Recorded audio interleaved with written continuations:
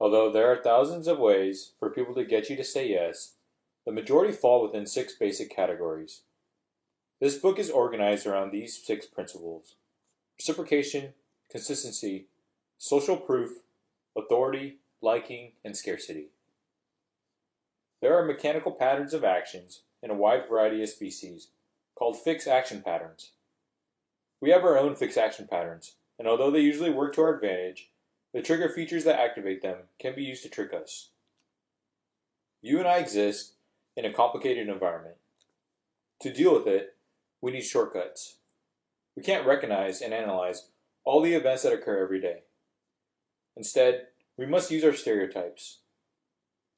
However, automatic behavior patterns make us terribly vulnerable to anybody who knows how they work.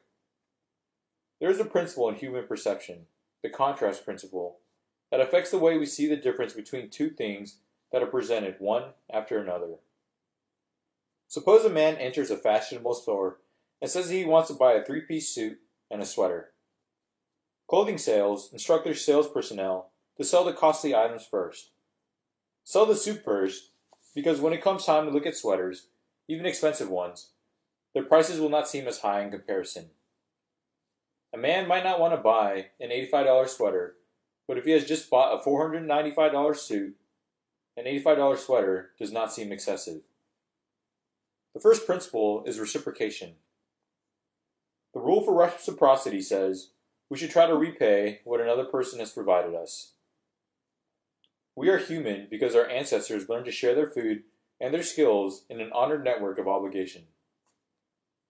Make no mistake, human societies derive a significant competitive advantage from the reciprocity rule. A consequence of this rule, however, is an obligation to make a concession to someone who has made a concession to us. The rejection, then retreat technique.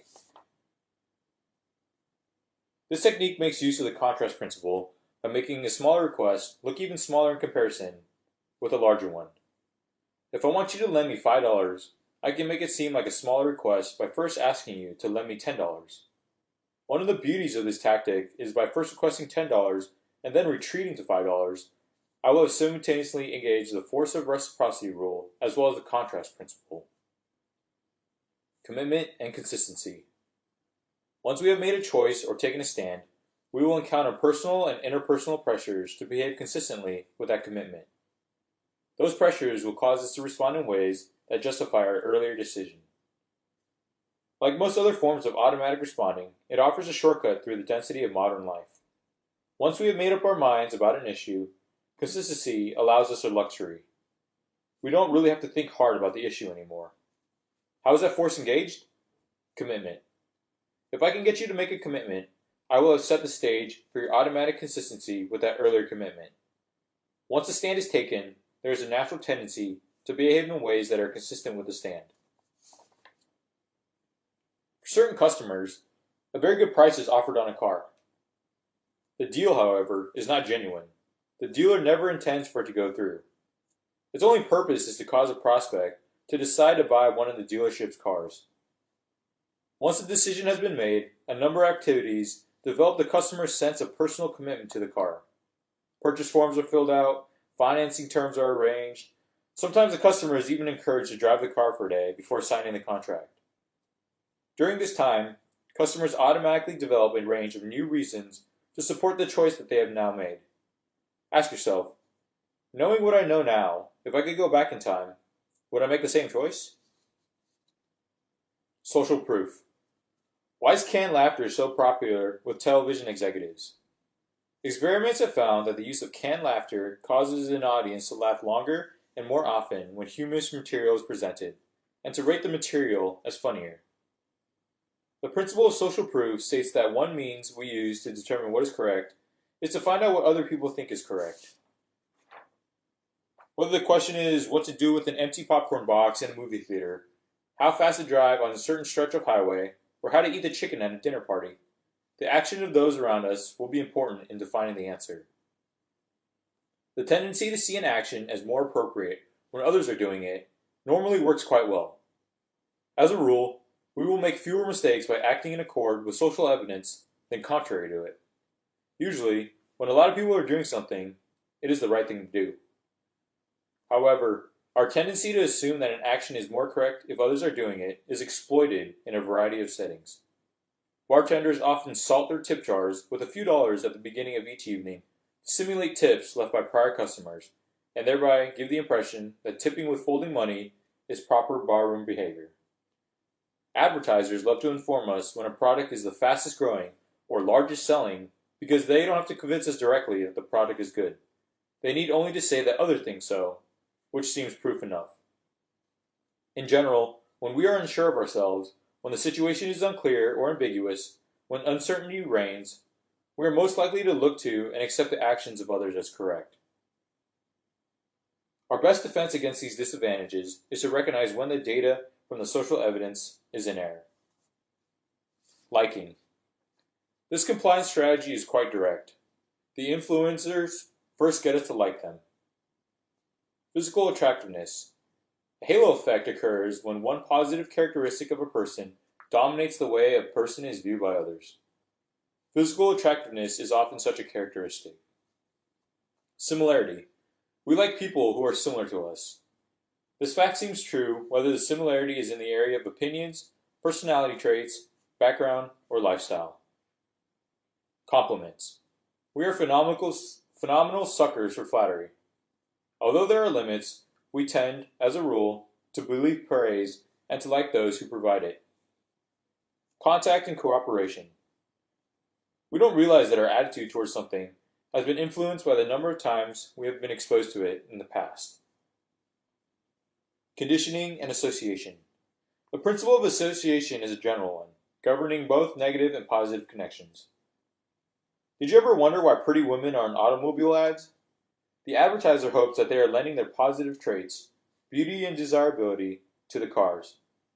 The advertiser is betting that we will respond to the product in the same way we respond to the attractive models. And they are right. Men rated cars with models as faster, more appealing, more expensive looking, and better design. Professional athletes are paid to connect themselves to things that can be directly relevant to their roles, such as shoes or balls, or wholly irrelevant, like soft drinks and cereal. The important thing for the advertiser is to establish the connection. It doesn't have to be a logical one, just a positive one. Our proper response to this strategy is a conscious effort to concentrate exclusively on the merits of the deal for us. The big mistakes are likely to come when we are fond of the person making the request. Separate the dealer from the merits of the deal and make our decision based on considerations only related to the latter. Authority. Early on, authority figures such as our parents and teachers knew more than we did, and we found that taking their advice proved beneficial. Partly because of their greater wisdom, and partly because they controlled our rewards and punishments. As adults, the same benefits persist for the same reasons, though the authority figures now appear as employers, judges, and government leaders.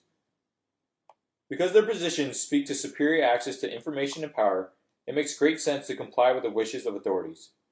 It makes so much sense that we often do so when it makes no sense at all. Once we realize that the obedience to authority is mostly rewarding, it is easy to allow ourselves the convenience of automatic obedience. We don't have to think, therefore we don't.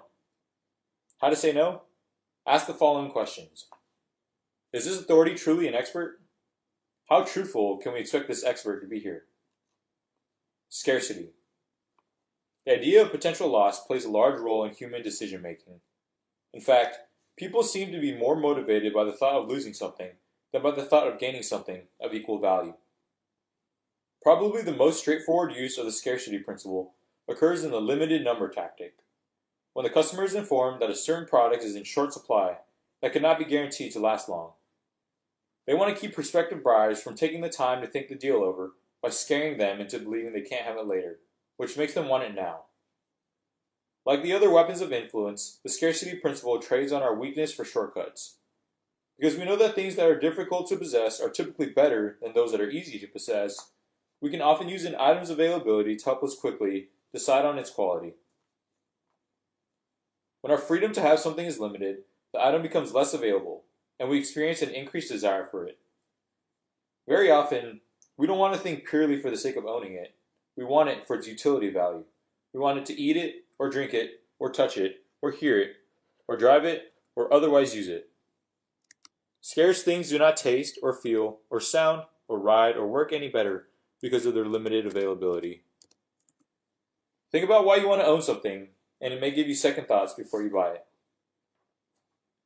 I hope this video provided value to your life and helped understand why we do some of the things we do. If you like this video, please like, share, and subscribe.